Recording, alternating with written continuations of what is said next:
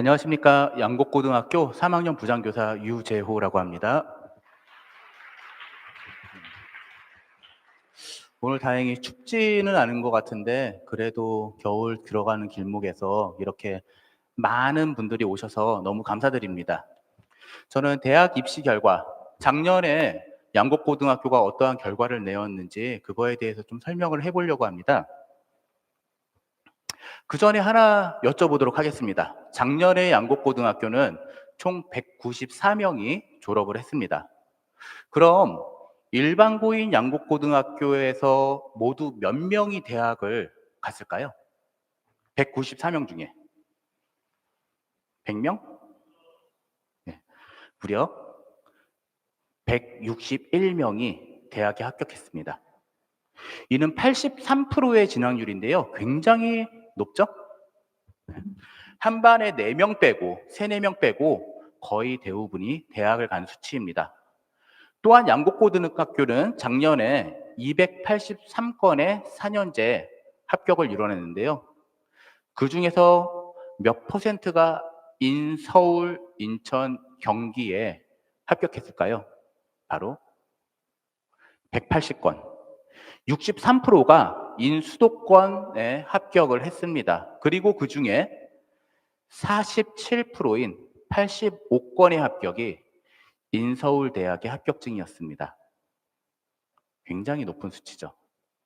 180건, 63%의 수도권 대학 진학. 다른 일반계 고등학교의 수도권 진학률이 50% 내외인 것을 감안한다면 상당히 높은 상위권 대학 합격 수치입니다.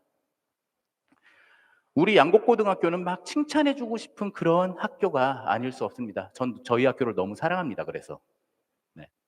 그럼 이렇게 칭찬에 목마른 양곡고등학교의 작년 입시 결과를 조금 더 자세하게 들여다보도록 하겠습니다. 작년 합격자 데이터 중에 우리 학생이나 학부모님들께서 좋아하는 대학에 합격한 학생들의 데이터를 조금 가져왔습니다. 전체를 갖고 온 건 아니니까 그 점 유명해 주시고요. 자, 이를 보시면은 양곡고등학교의 입시 특징이 보입니다. 보이시나요? 네, 하나하나 짚어보도록 하겠습니다. 먼저 양곡고등학교는 농어촌 전형과 일반 전형 모두가 강한 학교입니다. 양곡고등학교니까 양곡고등학교는 농어촌 지역의 이미지가 상당히 강합니다. 그래서 농어촌이니까 대학을 잘 가는 거 아니야? 이렇게 많이들 생각하세요. 예, 맞습니다. 저희 농어촌이라서 대학 잘 보냅니다. 농어촌 버프는 그 어떤 가산점보다도 유리합니다. 하지만 양곡고등학교는 농어촌이 유리하다고 해서 농어촌으로만 대학을 보내지는 않습니다. 1번, 3번, 4, 5, 6번 학생, 그리고 7번 학생.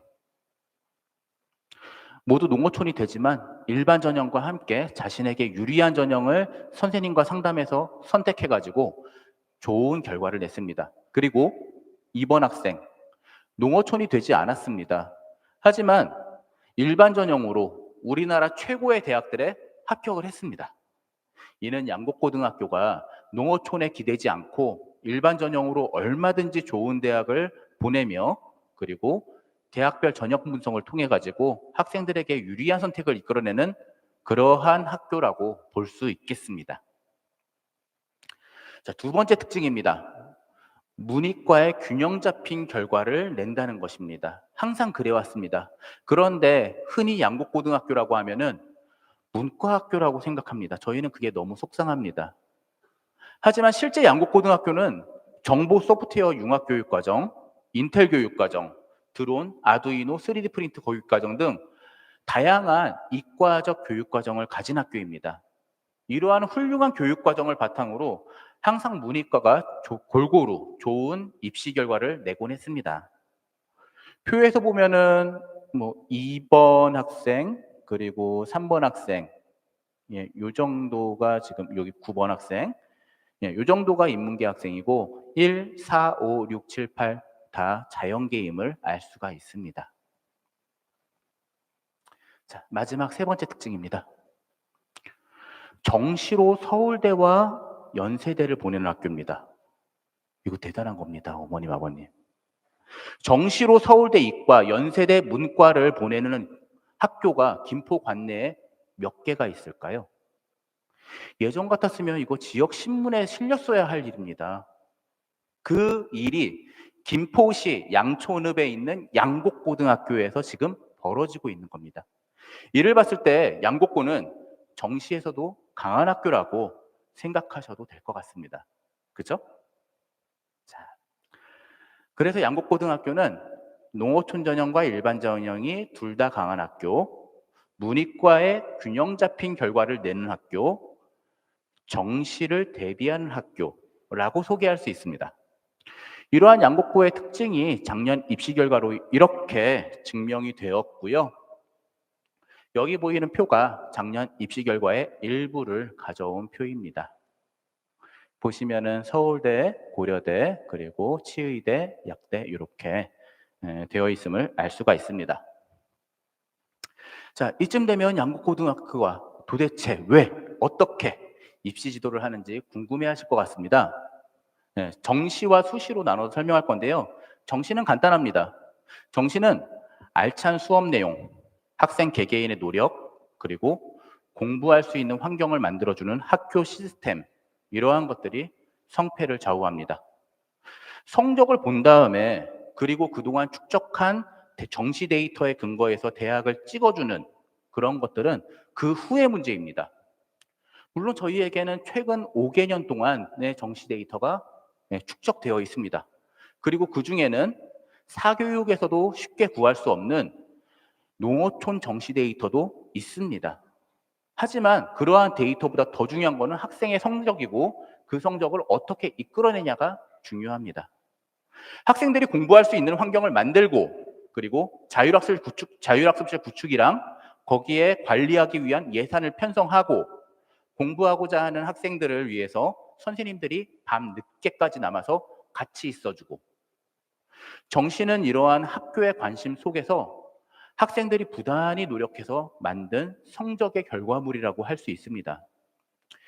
저희 양곡고등학교는 학생들의 성적 향상을 위해서 수업 개선, 그리고 학습 환경 개선, 심화 보충 수업 개설 등 학습자 중심의 운영을 하고 있고 이는 정시 결과로 계속 증명하고 있습니다. 그런데요, 수시는 다릅니다.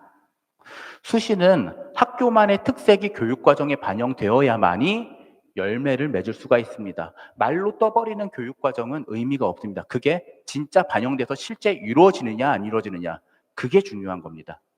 그럼 양곡고등학교는 대입 수시지도에서 어떠한 교육과정을 적용시키고 있는지 어떤 특색을 갖고 있는지 보도록 하겠습니다. 일반적인 일반계 고등학교라면요, 수시 입시 지도 방식, 그 과정 다 똑같습니다.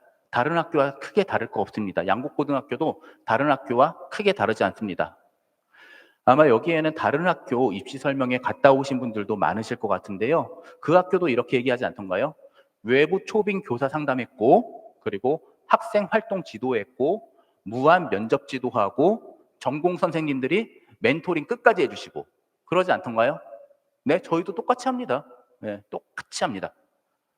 근데 다만 저희에게는 크게 두 가지의 다른 학교와 차별되는 입시 지도 방식이 있습니다. 그 첫 번째는 빠른 전공 탐색 및 결정을 목표로 하는 상담입니다. 상담의 목표 자체가 전공을 빠르게 결정하는 데 있습니다. 성적을 제외하고 수시에서 가장 중요한 것은 생활기록부의 내용입니다. 이거는 주제할 수 없는 사실이죠. 그리고 생활기록부의 내용은 진로가 설정되어 있는 학생과 그렇지 않은 학생과 크게 차이가 납니다. 목표가 있는 학생은 그 목표에 맞게 학습 방향과 활동을 가져갈 것입니다. 목표가 없는 학생은 다양한 분야에 대해서 알아가야 하니까 학습 탐구보다는 조사, 탐색에 초점이 맞춰져서 해야 할 수밖에 없습니다. 그래서 저희는 빨리 학생이 진로를 설정할 수 있도록 도와줍니다. 상담을 하다가 아이가 진로가 결정이 안 됐어요. 그러면은 탐색할 수 있는 방법을 제시하고 기다리기보다는 탐색할 수 있는 방법을 같이 경험해 주면서 최대한 빨리 결정할 수 있게 그렇게 해줍니다. 학생들의 진로는 나중에 바뀌어도 상관없습니다. 청소년들이 중간에 진로가 안 바뀐다면 그게 더 이상한 거겠죠. 저만 해도 10번, 20번이 바뀌었을 텐데요. 어머님, 아버님도 다 그러시잖아요. 현재 대학은 전공 역량, 즉 본인의 희망 전공에 대한 연속성보다는 희망하는 전공에 대해 깊이 있게 탐구하는 것을 더 중요하게 여깁니다. 연속성이 중요한 시대는 끝났습니다.